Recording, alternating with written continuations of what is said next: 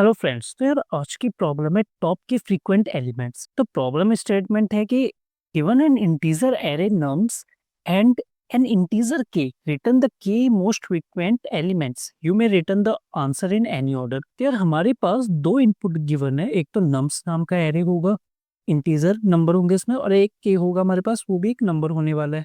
ठीक है, integer number. तो हमें ये बोला गया है कि अगर हमें वो नंबर निकालने हैं जो जिनकी फ्रीक्वेंसी ज्यादा है, पर वो कितने नंबर्स होंगे वो डिपेंड करता है के में, के इक्वल टू 2। तो यार के 2 का मतलब ये है ना कि ऐसे दो नंबर बताओ जिनकी फ्रीक्वेंसी ज्यादा है। ठीक है, तो यार मैंने बोला फ्रीक्वेंसी ज्यादा किस किस की है, तो सिंपल सी बात है कि यार 1 आ रहा है मेरा 3 बार, 2 आ रहा है मेरा 1 बार, और 3 आ रहा है मेरा 1 बार। तो ये नंबर है, ये एन है, और इस साइड मैंने बोला फ्रीक्वेंसी है उनकी। तो अगर आप यहाँ पे ध्यान दोगे तो अब मैं टॉप, मेरे को ना दो लेने हैं वैसे यार, इसमें के 2 लिखा है, 2 लिखा है मतलब सबसे ज्यादा फ्रीक्वेंसी 1 की है, तो मैं एक वन ले लूंगा। ठीक है जी, मैंने बोला ओके 1 ले लो। दूसरा मैं बोलूंगा दूसरा कौन है, मैंने 2 है, सॉरी 2 यहाँ पे 2 बार आ रहा है, मैंने 2 है, 2 है 2 बार आ रहा है, तो मैंने बोला 2 ले लेता हूँ। ठीक है, तो ये मेरा आंसर हो जाएगा। अच्छा, लेट सपोज कीजिए कि 2 की फ्रीक्वेंसी 1 होती, अब मैं क्या लेता।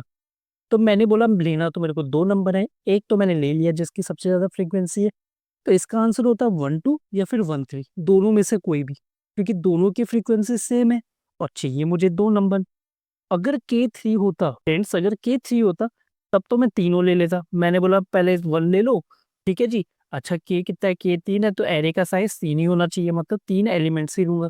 मैंने 2 भी ले लो और 3 भी ले लो, तो इससे मतलब नहीं कि ये एलिमेंट कितनी बार आ रहा है, ये भी ध्यान देना। मतलब इससे फर्क पड़ रहा है कि मुझे के कितने चाहिए, कितने एलिमेंट चाहिए, तो उसके हिसाब से मैं यहाँ पे फ्रीक्वेंसी लेने वाला हूँ। तो एक आइडिया तो आपको लग गया होगा कि यार हम ना पहले काउंट कर लेंगे फ्रीक्वेंसी। तो मैंने बोला नंबर 1 कितनी बार आ रहा है, 3 टाइम्स आ रहा है, ओके। मैंने बोला नंबर 2 मेरा आ रहा है 2 टाइम्स, ओके। नंबर 2 आ रहा है 2 टाइम्स, और नंबर 3 आ रहा है मेरा 1 टाइम, 1 टाइम्स ना। तो मैंने कर दिया यार, पहला स्टेप तो ये कर लूंगा मैं।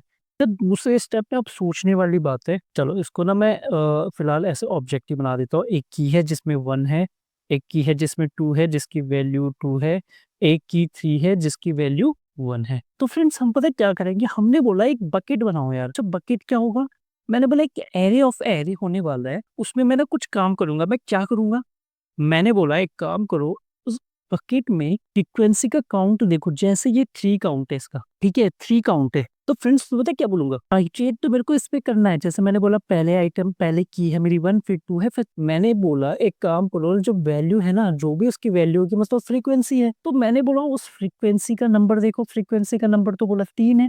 तो एक काम करो यार, इस पे तीसरे इंडेक्स में जाओ, मतलब ऐसे मान लो कुछ इस तरीके से है मेरे पास ऑलरेडी बकेट, एम्प्टी बकेट है मान लो, ठीक है, मेरे पास एम्प्टी बकेट है जिसके अंदर एरे पड़े हुए हैं। मैंने बोला इस बकेट के तीसरे इंडेक्स में जाओ, जो कि मेरा ये लास्ट वाला हो गया, और यहाँ पे क्या कर दो, ये वैल्यू पुश कर दो 1।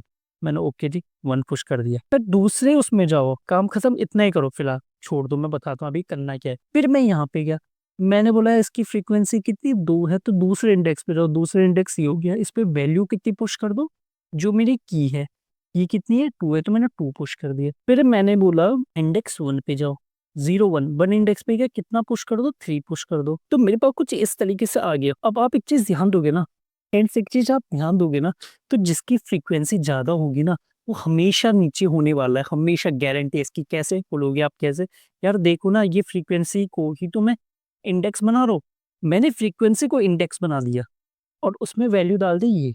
अब बोलोगे आप ऐसे क्यों कर दो, अब बोल सकते हो कि आप एरे क्यों बना रहे हो, ठीक है आपने ये कर दिया, अच्छी बात है, आप सीधा सीधा उसमें डाल दो एरे।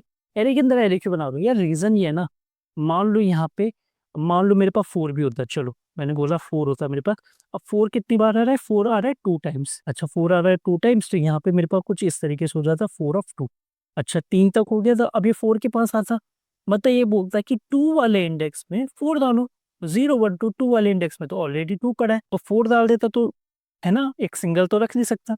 तो मैंने बोला एक काम करो, 2 वाले इंडेक्स पे 4 डाल दो। तो इस तरीके से मैंने कर दिया। अब देखो, अब मेरे को पता है मेरे बकेट में जो सबसे ज्यादा फ्रीक्वेंसी है जिसकी, वो लास्ट में है, मतलब नीचे से ऊपर मेरे को ट्रेवर्स करना है पीछे से।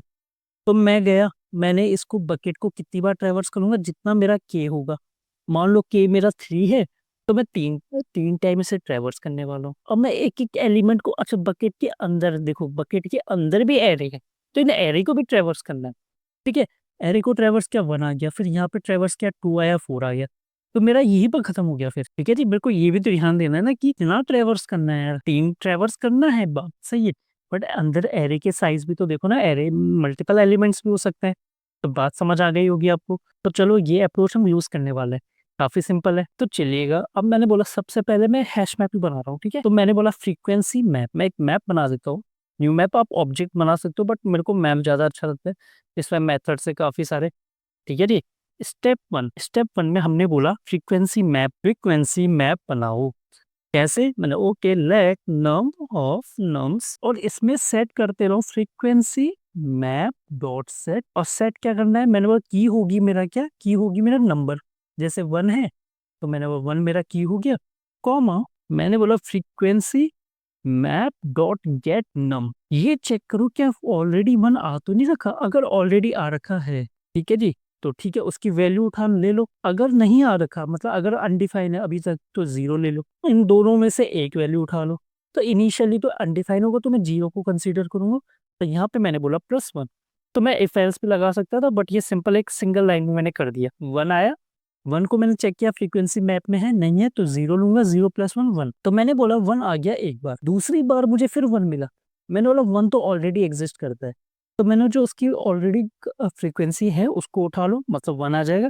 और 1 + 1 2, तो 1 अब 2 बार आ गया, फिर तीसरी बार 1 आएगा, तो 2 + 1 3, तो 1 की फ्रीक्वेंसी 3 हो गई। तो कुछ इस तरीके से मेरा ये हैश मैप बन जाएगा फ्रेंड्स। ठीक है, ये मेरा कंप्लीट हो गया पहला। अब मैंने बोला एक काम करो, एक बकेट बनाओ जिसमें मैं यहाँ पे इस तरीके से होल्ड करने वाला हूँ। मैंने बोला ठीक है जी, तो मैंने बोला ठीक है जी, तो यहाँ पे मैंने बोला स्टेप 2, एक बकेट बना देते, const bucket equal to array. Array का साइज मैंने बोला नम्स डॉट लेंथ, जितनी नम्स की लेंथ है +1 उतना कर दो। देखो या तो आप ये कर सकते हो, या फिर आप सिंपल, अगर आपको ये नहीं करना, तो मैंने बोला एक काम करो, इसे एम्प्टी एरे बना दो यार, छोड़ो झंझट खत्म। ठीक है, कुछ मत करो, एम्प्टी एरे बना दो। इनिशियली एम्प्टी एरे, एरे के अंदर एरे हम बना लेंगे, कोई बड़ी बात नहीं हमारे लिए। अब मैंने यहाँ पे बोला ओके, मैंने बोला यहाँ पे ना बकेट में पुश करते रहो एक एक करके। कैसे पुश करेंगे, मैंने लेट, और फ्रीक्वेंसी देखो पेयर, हैश मैप में एंट्रीज नाम का एक फंक्शन होता है, मेथड होता है सॉरी, जो कि आपको की वैल्यू पेयर दे देगा। की मेरी नम है, और यहाँ पे फ्रीक्वेंसी आ जाएगी, की में 1 आ जाएगा, फ्रीक्वेंसी में 3 आ जाएगा। जैसे कि मैंने बोला था 1 3 2 2 3 1, इस तरीके से मेरे को एक एक करके मिल जाएगा। मैंने क्या बोला फ्रेंड्स, कि पहले चेक करो बकेट की फ्रीक्वेंसी एग्जिस्ट करती है। अगर एग्जिस्ट करती है, इनिशियली यार बकेट तो मेरा ये है, बकेट तो मेरा एम्प्टी है, वो क्या चेक करेगा, उसने बोला फ्रीक्वेंसी मान लो 3 आया, तो उसने बकेट का 3 देखा, बकेट का 3 तो अनडिफाइन है। अगर अनडिफाइन है तो एल्स में आ जाएगा, सबसे पहले बोलेगा बकेट के फ्रीक्वेंसी में डाल दो एक एरे, एम्प्टी एरे डाल दो। अच्छा, एम्प्टी एरे के साथ क्या कर दो, जो नम है वो पुश कर दो। तो मैंने नम डाल दिया इस तरीके से। ठीक है जी, तो फर्स्ट टाइम आया यहाँ पे 1 2 3 0 1 2 3, हाँ यहाँ पे एक एरे बनाएगा, और वहां पे पुश कर देगा 1। ठीक है, तीसरे इंडेक्स में। बाकी जगह भी एम्प्टी है, बाकी अनडिफाइन समझ लो आप, अनडिफाइन है बाकी जगह में। अब मैं यहाँ पे गया बकेट फ्रीक्वेंसी, अगली बार आया होगा, अगली बार उसे कितना मिला, 2 मिला। ओके, अगेन उसने वही बोला, अगर है तो ठीक है, नहीं है तो यहाँ पे चल जाओ, और यहाँ पे फ्रीक्वेंसी एक दूसरे उसमें बनाएगा, और उसमें 2 पुश कर देगा। अब वैसे ही फिर 1 की बारी आई, 3 की बारी आएगी, 3 मतलब फर्स्ट इंडेक्स में पुश कर दो 3, इस तरीके से। अगर कभी इसमें आता है तो जैसे 4 आ गया, तो 2 पे जाओ, तो बोलेगा हाँ बकेट का 2 ऑलरेडी एग्जिस्ट करता है, 0 1 2 2 इंडेक्स ऑलरेडी है। तो हम फिर पता है क्या बोलेंगे, हम बोलेंगे बकेट की उस फ्रीक्वेंसी में पुश कर दो नम को, सिंपल सी बात है बस। तो ये फ्रेंड्स हमने कर दिया। बाकी जगह अनडिफाइंड रहेंगी, क्योंकि वहां पे कुछ है ही नहीं, तो बाकी जगह मैंने बोला क्या रहेंगे, अनडिफाइंड, कोई दिक्कत नहीं। तो इस तरीके से हमने बकेट में हमने क्या बोला, जो वैल्यू है, मतलब जो फ्रीक्वेंसी है, उस इंडेक्स में जाओ, बकेट के उस इंडेक्स में जाओ, वहां पे एक एरे बना दो, और उसमें वैल्यू पुश कर दो। ठीक है जी, तो इस तरीके से हमने बना दिया एक बकेट। अब मेरे को क्या करना है, नीचे से आइटरेट करना है, बहुत सिंपल है। मैंने बोला एक रिजल्ट नाम का, स्टेप 3 रिजल्ट नाम का एरे बनाओ। अब क्या करो, इस पे आइटरेट करना शुरू करो। मैंने बोला let I equal to bucket dot length -1, पीछे से आइटरेट करना है। ठीक है, कब तक करना, आई ग्रेटर देन इक्वल टू 0 हो। देखो फ्रेंड्स, या तो 0 के बराबर हो, और दूसरी कंडीशन ये होगी कि जब तक रिजल्ट की जो लेंथ है ना, मतलब जो रिजल्ट है, रिजल्ट में मैं कितना आइटम स्टोर करूंगा, बोला है के आइटम्स, तो इसलिए ये कंडीशन बहुत जरूरी है, result dot length less than के, और मैंने बोला आई माइनस माइनस। ओके, दो कंडीशन लग गई। अच्छा जी, अब मैं यहाँ पे गया, मैंने बोला पहला आइटम निकालो, const item equal to bucket का आई निकाला। मैं पता क्या बोलता हूँ, मैं बोलता हूँ अगर पहले चेक कर लो यार, ये अनडिफाइंड तो नहीं हो सकता है ना, अनडिफाइंड हो, क्योंकि मैंने आपको बताया था कुछ जगह ऐसी भी हो सकती है जो जहाँ पे कुछ आया नहीं, तो खाली रह सकती है, तो अनडिफाइंड होगी।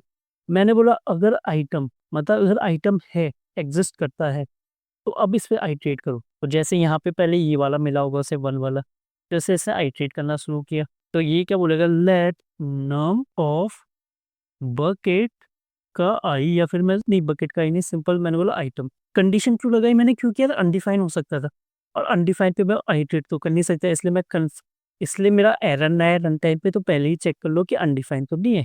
ओके, अब मैंने बोला रिजल्ट डॉट पुश नम, तो एक एक बकेट के अंदर एक एक एरे को पकड़ो, इस एरे के अंदर देखो कितने आइटम है, मैंने 1 है, 1 पुश कर दिया, ये खत्म। ओके जी, अब ऊपर आ जाओ, इस तरीके से रिजल्ट पुश करता रहेगा। अच्छा, हर बार पुश करने के बाद फ्रेंड्स एक चीज ध्यान देना, पुश करने के बाद मैंने बोला अगर मेरा result dot length equal equal equal के हो जाए, ठीक है, यहाँ पे भी ध्यान देना है, ये कंडीशन लगानी बहुत जरूरी है। पता चला कि रिजल्ट की लेंथ तो के बराबर हो गई, और मैं अभी भी लग रखा हूँ पुश करने पे, क्योंकि ये तो हो सकता है ना, ये तो चलता रहेगा। मैं वो कंडीशन तो, एक कंडीशन तो मैंने ऊपर लगा दी, बट यहाँ पे भी तो लगानी है कि पुश करने के साथ चेक भी तो करो उसकी के बराबर लेंथ तो नहीं हो गई, और अगर के बराबर लेंथ हो गई तो ब्रेक करके बाहर आ जाओ। ठीक है, और यहाँ पे लास्ट में फ्रेंड्स मैं बोलूंगा रिटर्न कर दो क्या, रिजल्ट। अब मैं इसे रन करा के देख ले चलिएगा, तो ये एक्सेप्ट हो गया, सबमिट करके देख लेते हैं। ठीक है, तो ये हमारा सबमिट हो गया फ्रेंड्स। यहाँ पे देखो, यहाँ पे क्लियरली मेंशन था कि ऐसे एल्गोरिथम फॉलो अप है, मतलब यार ऐसे एल्गोरिथम लिखो जो big O of N log N से कम बेटर हो, ठीक है, जिसकी टाइम कॉम्प्लेक्सिटी हेड साइज की बात नहीं कर रखी। देखो, तो यहाँ पे हमारी देखो कॉम्प्लेक्सिटी की अगर हम बात करें, तो पहले मेरा फ्रीक्वेंसी एरे चला एन टाइम, जितना नम्स का लेंथ थी। ओके, फिर मेरा बकेट के लिए चला होगा। ओके, ये कितनी बार चलेगा, ये फ्रीक्वेंसी के हिसाब से चलेगा, चलो इसे भी हमने एन टाइम मान लिया, एन, और ये भी हमारा कितनी, ये के टाइम चलेगा। तो कितने एरे हो गए हमारे, 3 हो गए, तो हमने बोला n+n+k। ठीक है, तो 2n+k, तो मैं बोलूँ कि कांस्टेंट को इग्नोर कर लो, तो हम कह सकते हैं जो हमारी कॉम्प्लेक्सिटी है ना, वो बिग O ऑफ n+k है यार। ठीक है, where K is always less than N, K तो हमेशा छोटा होने वाला है, तो हम बिग ऑफ n+k बोल सकते हैं, बिग ऑफ n भी बोल सकते हैं, ये हमारा बेटर है इससे लॉग एन से। ठीक है जी, ये हमारा बेटर है किससे, लॉग एन से। तो मैं उम्मीद करता हूँ आपको बात समझ आ गई होगी यार। अगर आपको कोई भी डाउट है तो आप प्लीज़ कमेंट सेक्शन में पूछ सकते हैं। बाकी मिलते हैं नेक्स्ट वीडियो में, बिगले बाय बाय।